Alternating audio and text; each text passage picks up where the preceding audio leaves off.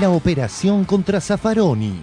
Tenenbaum y Sirven versus Cintia García. Jugoso debate se armó anoche en relación con la operación contra Zaffaroni.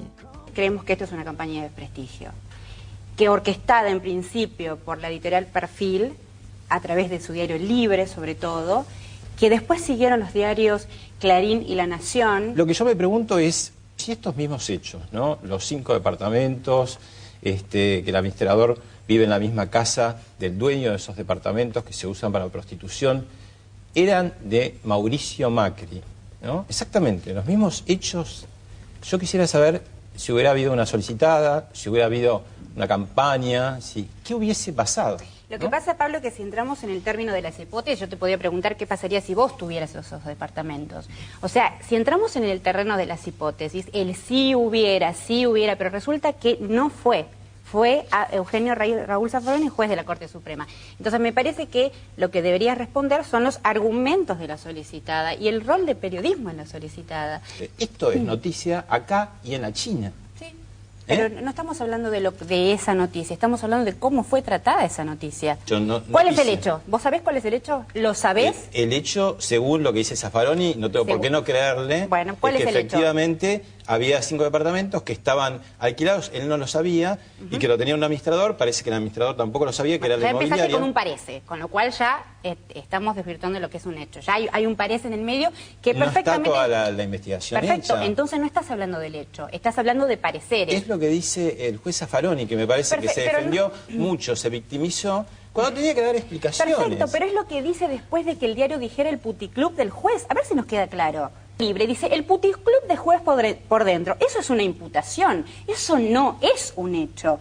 Y en consecuencia, toda una rotativa circular de distintos medios a los que se sumaron esta misma casa en la que estoy hablando, reproduciendo pedidos de renuncia de Ricardo Moner Sanz en cadena nacional prácticamente, o del propio Ricardo Alfonsín. Entonces, si eso no es una campaña defamatoria, no, eso no es una noticia. Los diarios grandes tardaron varios días y fueron muy prudentes y siguen siendo prudentes con la cobertura del hecho. ¿Cuál es la prudencia de decir que Zaffaroni se reunió con 2 miembros del gobierno y eso que sea una noticia falsa que después la dice el propio periodista Adrián Ventura del Diario de la Nación a la que vos pertenecés?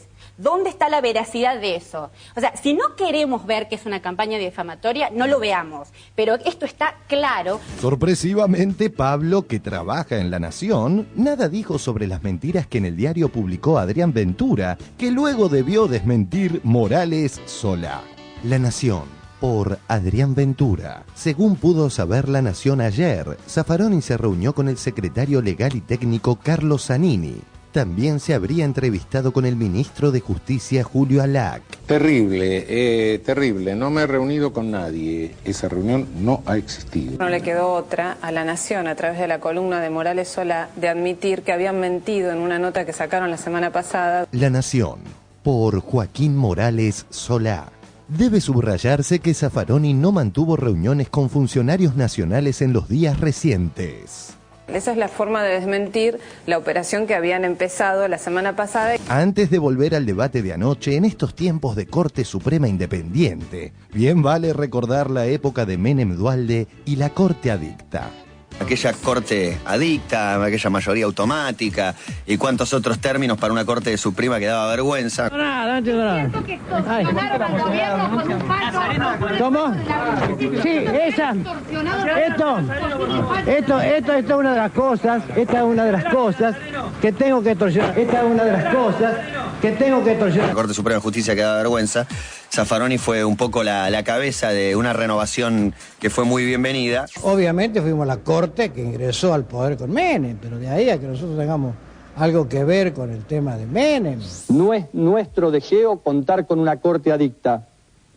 Queremos una Corte Suprema que sume calidad institucional y la actual dista demasiado de hacerlo. Hablar hoy de corte adicta es absolutamente irrelevante, porque no sea adicta a quién vamos a hacer ya. El presidente de la Corte Suprema anterior era Julio Nazareno, era socio del presidente directamente, era una vergüenza la Corte Suprema menemista. Ese es un antro,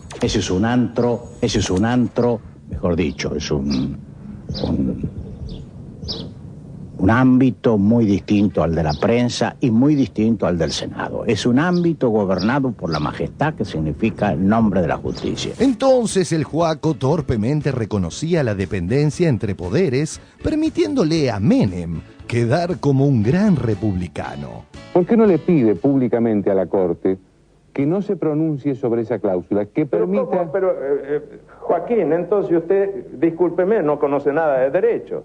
¿Cómo yo, presidente de la Nación, le voy a ir a imponer a la Corte un pronunciamiento? No, no le estoy hablando de imponer, le estoy hablando de pedir. Pero ¿y eso es imponer? Porque la cláusula esa se refiere solamente a usted, por favor, presidente. Un poco más de seriedad.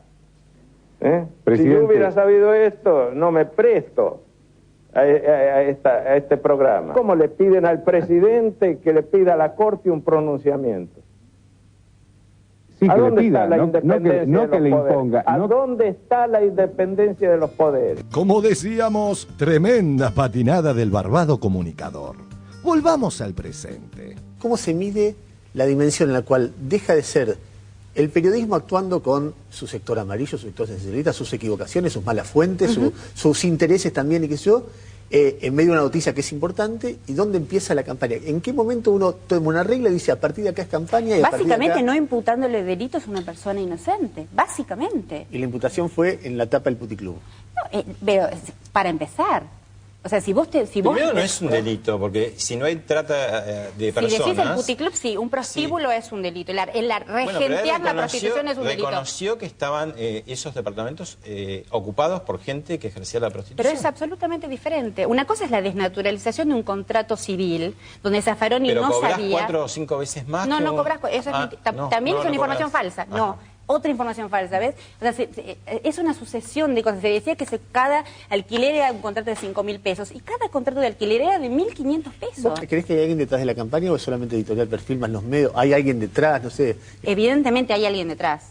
Y evidentemente es alguien a quien le molesta a Zaffaroni y el trabajo de Zaffaroni. ¿De quién? No, la verdad que no. No, porque si lo dijera estaría justamente haciendo lo que critico en la solicitada. ¿Puede haber demostración de campaña si uno no tiene claro quién es el interesado y cuál es el vínculo entre el interesado y la supuesta herramienta que es el medio? Zaffaroni habló de algún interés económico. ¿Pero a vos te extraña? ¿A vos tenés dudas? ¿Vos pensás que esto no es una campaña de difamación? Mira, yo creo que si uno le exige a los demás que afirmen algo probándolo, cuando afirma algo tiene que probarlo. No, pero estás errando el debate, estás desviando el eje de lo que me estás diciendo. Una cosa es decir que es una campaña de difamación y otra cosa es que yo sepa los intereses que hay detrás de quienes quieren sacar a Zaffaroni de la Corte Suprema. Por si Ernesto desconociera el origen de la operación, Daniel Tognetti da alguna pista. Y acá hay una campaña muy fuerte, esto importante que quiero destacar, es porque el artículo de desinversión del Grupo Clarín, que se ve afectado por la ley de medios, se va a definir finalmente en la Corte Suprema. Están yendo por la Corte Suprema, claramente, con una campaña de difamación que no recuerdo antecedentes, de una persona que es muy, pero muy importante para la Argentina como Eugenio Zaffaroni. Mi presencia acá obviamente es un gesto en un programa de TN de apoyo a Clarín y a la Nación. ¿Por qué crees que tenés que apoyar a Clarín y a la Nación? Porque creo que que la prensa libre está en problemas. Mi presencia acá obviamente es un gesto en un programa de TN de apoyo a Clarín y a la Nación. ¿Quedó claro ahora de dónde vino la ya desmoronada opereta?